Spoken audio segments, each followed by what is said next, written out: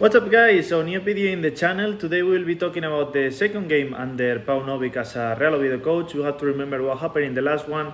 Malaga, Oviedo, Malaga. Oviedo end up winning the game with an own goal from one of the Malaga players that probably was one of the best Malaga players during the game. But soccer is like this, you get these unfortunate situations that put the first game under the Serbian manager with a victory. Obviously helps the team morale, helps working on those new concepts that I'm assuming that he was working on during this week.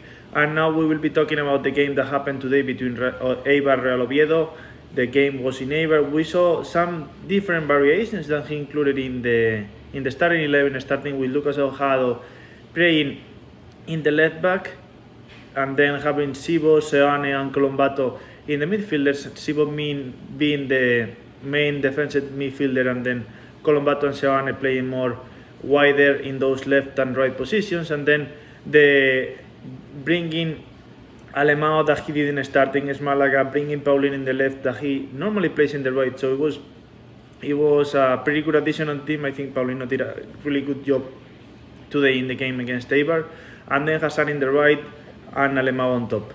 The game started really weird. I would say neither Eibar or Oviedo were putting into danger neither of the goalkeepers. I would say that probably Eibar started a little bit better due to being the home team.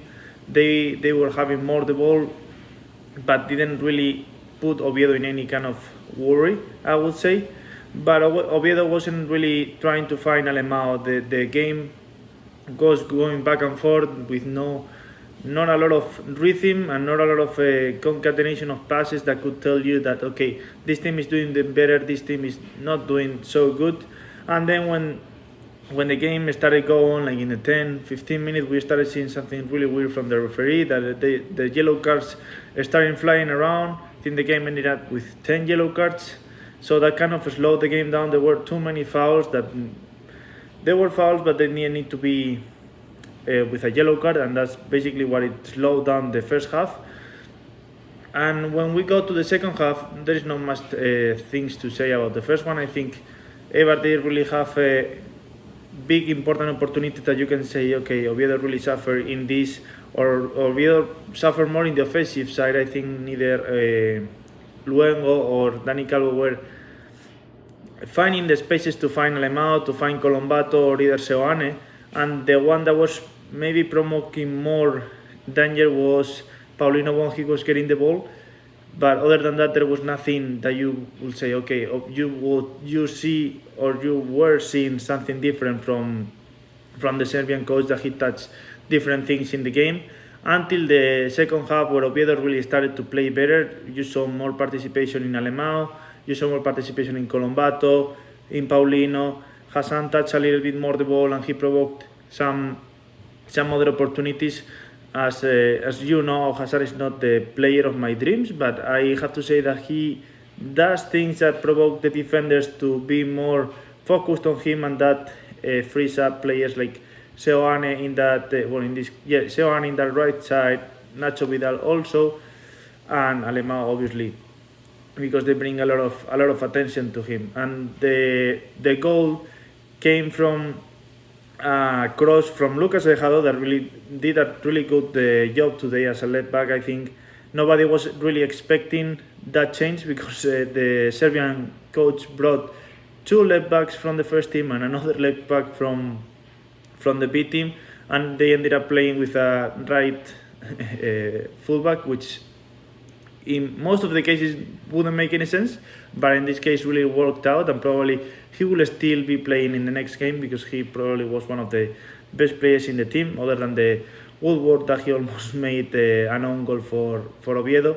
But going back to the goal from Oviedo, cross from the left from Lucas Ojado going into the second post, and Alemão fighting with Pedro Nolasco, and I think it was the defender from Eibar. He managed to win and puts it on top of the goalkeeper from Eibar, and that's the 0-1.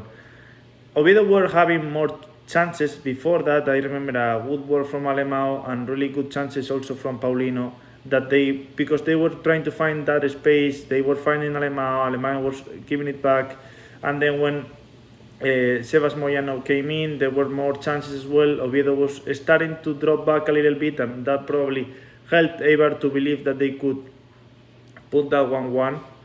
And the 1-1 came from somewhere that is basically, when you think about what soccer gives you, it also takes it out. And in this case, it happened in the last game, on the last play of the game.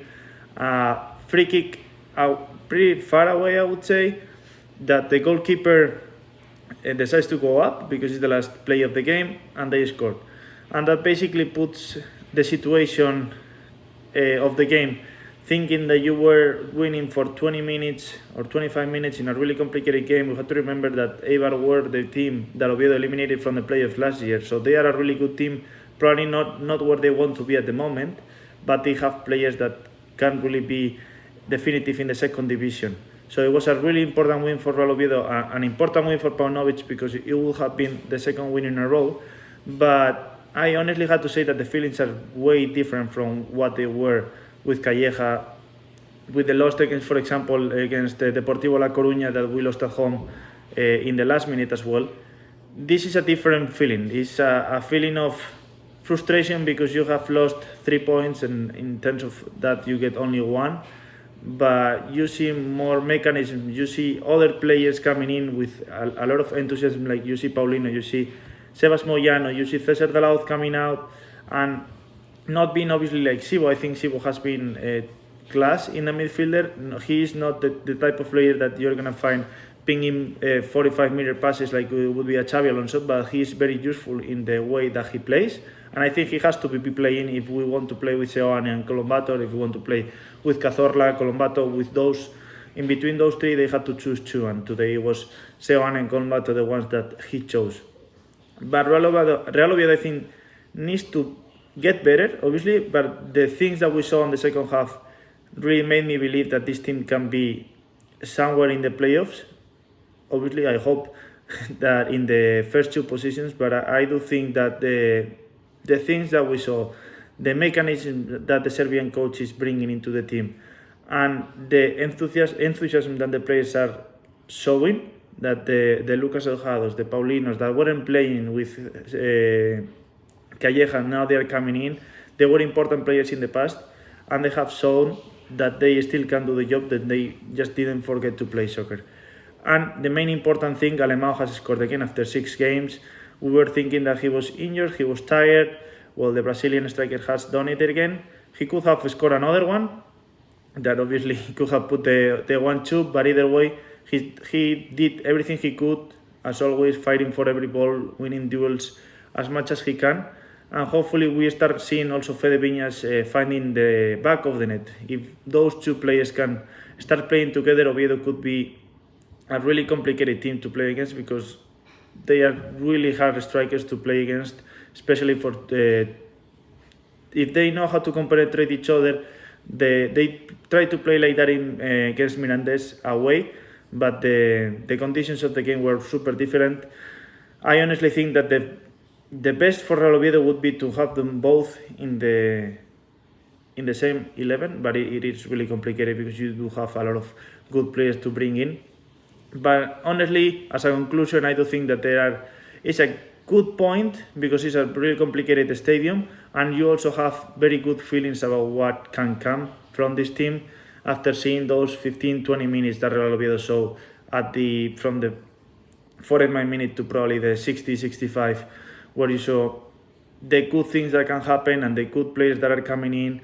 And maybe you don't have to rely that much on Hassan dribbling 3 people, and you can start relying on Paulino, you can rely on Colombato or Seoane trying to do more than what they've been doing. So I'm really happy about what I saw today, honestly not with the tie, but I do think that the Real Oviedo can stay on the playoffs, and depending on what happens tomorrow with the games on Sunday for Mirandés, Levante or Racing de Santander, it will depend on how big the gap becomes.